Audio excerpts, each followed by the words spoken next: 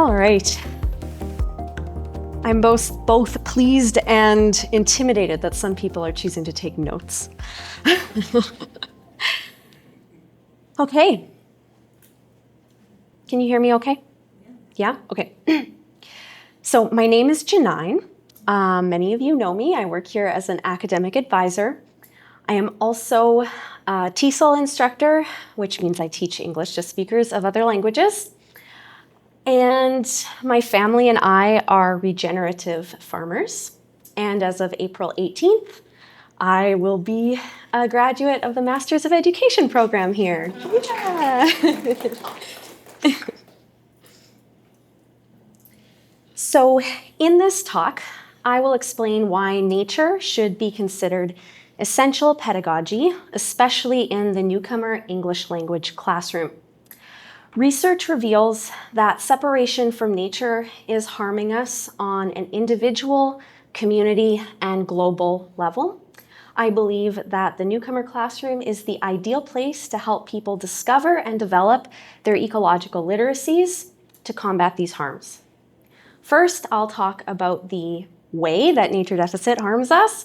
Then I will explain how I've incorporated nature-based competencies into the language classroom in my own research to foster ecological care, restoration, and better learning. So, nature deficit impacts our sense of belonging. There is a form of belonging to land that is deeper than having a local address. It could be called chthonic citizenship or earth belonging. Migrations spurred on by climate change and natural disasters and world conflicts are resulting in people losing their sense of place, losing their homes, their livelihoods, identities, sometimes culture. According to a study done in an Alberta newcomer language program, relationship with a geographic place is essential to supporting culture, language, and identity. These places in a new land are important as they support the retention of an ethnic language and culture. When newcomers arrive to Canada, they may experience culture shock and a sense of displacement.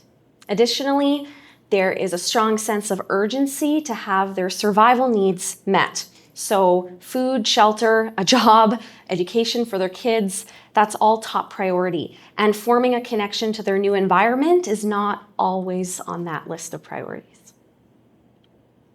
I think this quote from one of my research participant instructors explains this challenge well. Some of my students have little knowledge and awareness about Canada, about animals, herbs, and plants. They live downtown. They have never been to Birds Hill Park because they don't have a car. They do not spend a lot of time in nature, so they have no clue whatsoever about Canada, its diversities, various zones, various landscapes, animals, mountains, lakes, everything. Oh my gosh, what can I do as a teacher? With little or no sense of belonging, newcomers may experience crippling mental health challenges. Sometimes refugee learners come with trauma and undiagnosed learning disabilities, which impacts their ability to have those survival needs met. Many studies have uncovered the high risk of stress and the effects of that stress in urban environments, including decreases in individual and community resilience. However, research done with language learners and non-language learners show that nature actually helps our health and vitality. For example, children learning in the outdoors have better understanding and recollection of content, as well as better control of ADHD symptoms.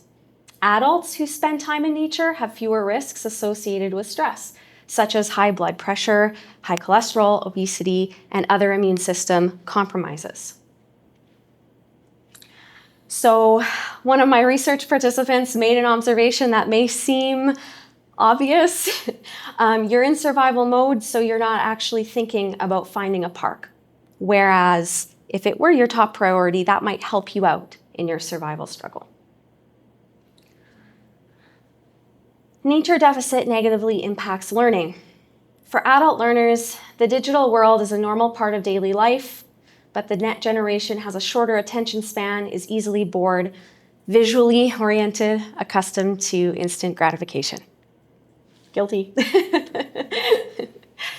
The Western education system demands that newcomers learn these technological literacies. However, for many people that come from agrarian societies, some with little formal education in their home countries, navigating that technology is difficult.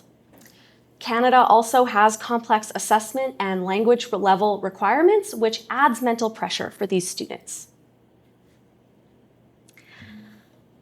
Something that I learned about in my research that I want to learn a lot more about in the future is attention restoration theory developed by Kaplan and Berman, which says that while spending time in urban or artificial spaces hijacks our problem-solving abilities, spending time in nature can actually restore concentration similar to the way sleep can.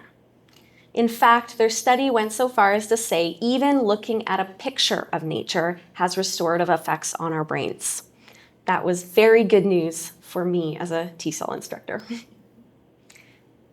And finally, nature deficit impacts the environment.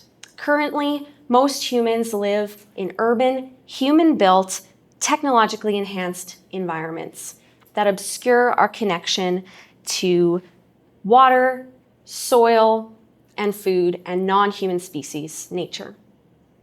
Arguably, ecological deterioration is the price that all life on Earth is paying for this disconnection from the natural world.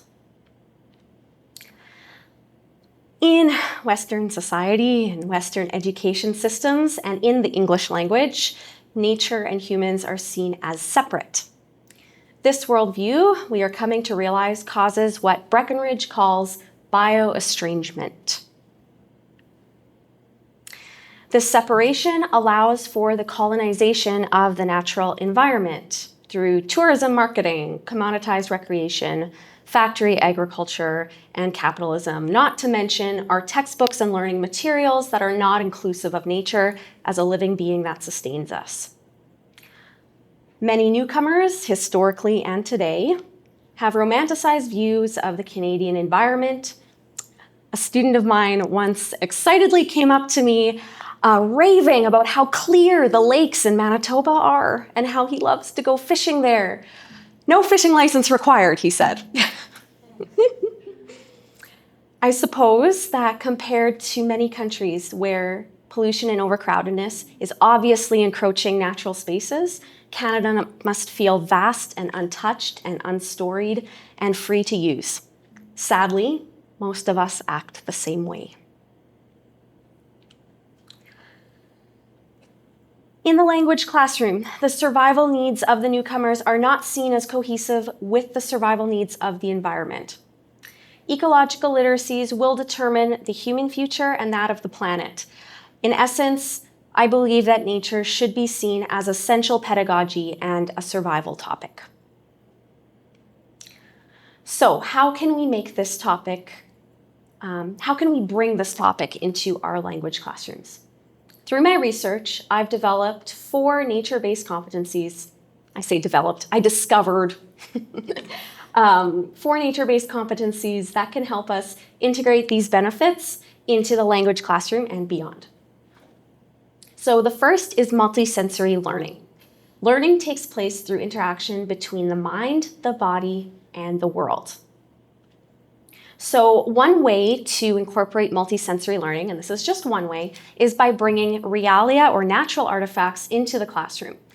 We can replicate this whole body experience that nature provides by doing this. So these pictures are pictures of a language classroom that I helped facilitate in my research. And the instructor said, when you bring these things into the class, it changes the energy completely. And so everybody got to try, taste, touch, feel, smell, all of these things. They just loved it. The instructor likened this multisensory activity or experience to sharing a meal. One of my participant instructors incorporated nature soundscapes into her classroom to help students focus and concentrate while studying independently. YouTube, Spotify, and Apple Music have lots of options for this. I will warn you, though, that if you have cats, steer clear of the jungle bird sounds, unless you want things to get exciting. The next competency is place-based learning. In my research, storytelling helps build a sense of place and engagement in the newcomer classroom. One of my participant instructors told this story about a nonverbal learner that she had worked with who she thought had undiagnosed learning disabilities, probably due to trauma. So I'll just read her story. She did not look at people. She did not look a lot at people. She would write the same thing, my name is. But once we mentioned gardening and planting something in the ground, she just perked up and came alive and almost started speaking and started smiling. I mean, there is someone inside of her sleeping dormant. And when I mentioned plants and gardening and soil, it was such a transformation. Because back home, before all her trauma occurred, all this war, or whatever horrific experiences she had, she was planting in the garden.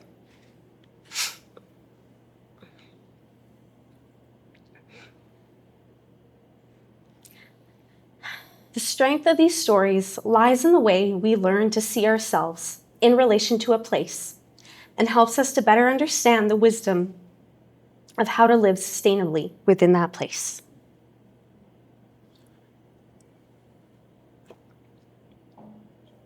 Place-based learning can also mean introducing students to local geography, lore, and environmental knowledge. We did many activities learning about different plants and animals and ecosystems in Manitoba.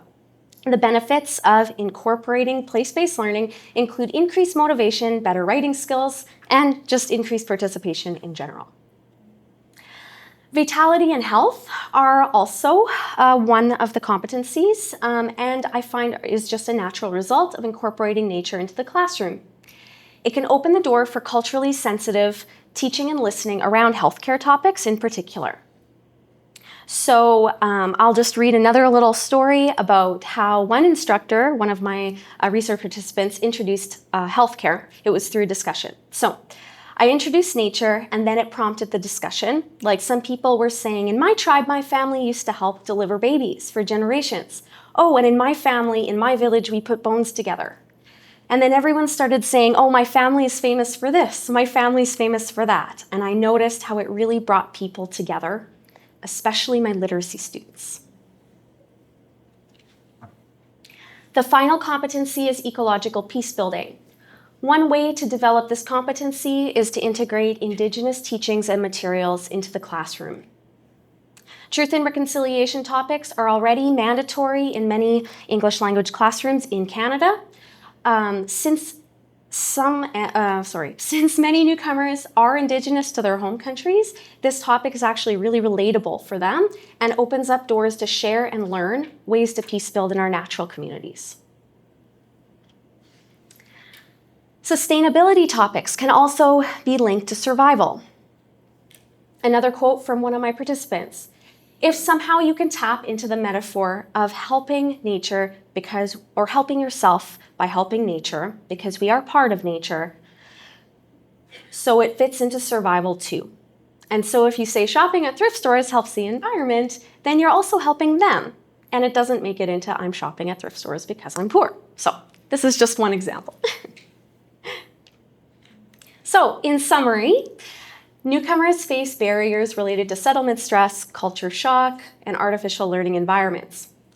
By focusing on the 4 nature-based learning competencies, I found that we can bridge that gap between the newcomer classroom language learning and our natural environment to create a more holistic and restorative learning space for all. And I'm going to end with this metaphor and a question. Through my research, I've found that the classroom is an ecosystem.